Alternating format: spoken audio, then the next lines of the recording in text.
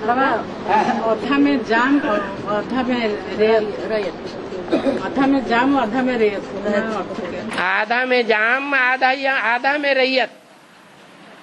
जाम माने राजा, जो जम के बैठता है। राजा गद्दी पे कैसे बैठता है? जम के बैठता है। या कोई बोलेगा सभा में से तो भाग खड़ा होगा? जम के बैठता है। तो उसको कहते हैं आधा में जाम और आधा में रैयत माने प्रजा। क्या? सारी राजाई की जितनी भी इनकम होती है टोटल,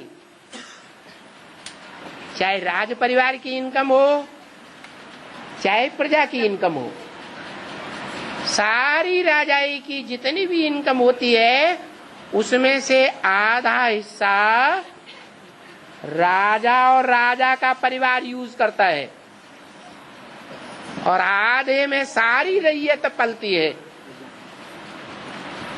नहीं मानो तो बड़े बड़े किले बने हुए हैं इंडिया में आज भी, और उन किलों की हिस्ट्री मिल रही है। चलो दिल्ली का किला ही देख लो, आगरे का किला देख लो, कितना बड़ा बना हुआ है, कितना पैसा खर्च किया होगा है, कितने बड़े बड़े पत्थर दूर दूर से लाए होंगे पहाड़ों से काट काट करके। उस समय तो मशीनें भी नहीं थी, ट्रेन नहीं थी, हाथियों के ऊपर दो हाथियों के ऊपर रख करके भी लाते थे। लाने वाले प्रजावर्ग के लोग थे या राज परिवार के लोग थे? तो आधा में जाम नहीं रहता, आधा में राजा लोग नहीं पलते पलते। ये राजयोग की महिमा दिखाई है। आज भी प्रैक्टिकल में इसके प्रूफ मिल रहे हैं। राजयोग से जो राजा इस लेते हैं उनको कितनी प्राप्ति होती है।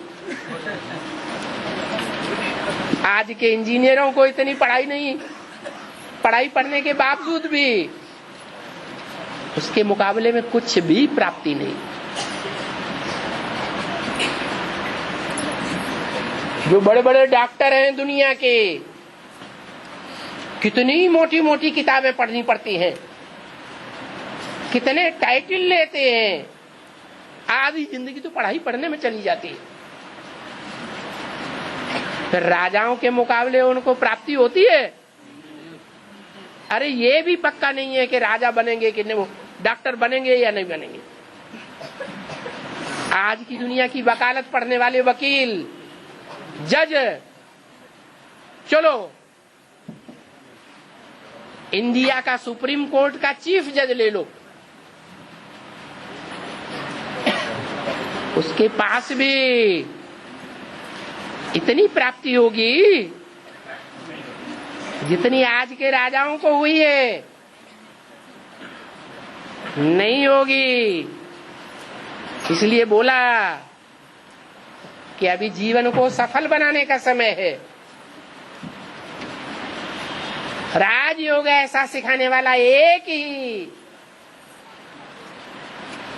योगी राज है। वो योगी राज ऐसा राजयोग सिखाता है। बाकी अगर कोई लंपट के चक्कर में आ गए,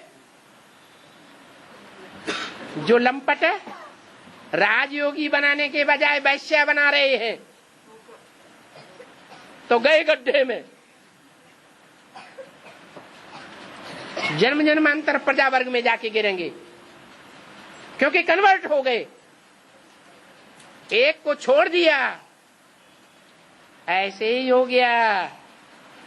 जैसे रामायण में बोला है, करते डार परस मन देही, कांच किरच बदले में लेही। कर माने हाथ, हाथ में पारस मणि आ गई, उसको फेंक दिया। और तीखे तीखे कांच किरत हाथ में लेकर के मुट्ठी में दबा के बैठे।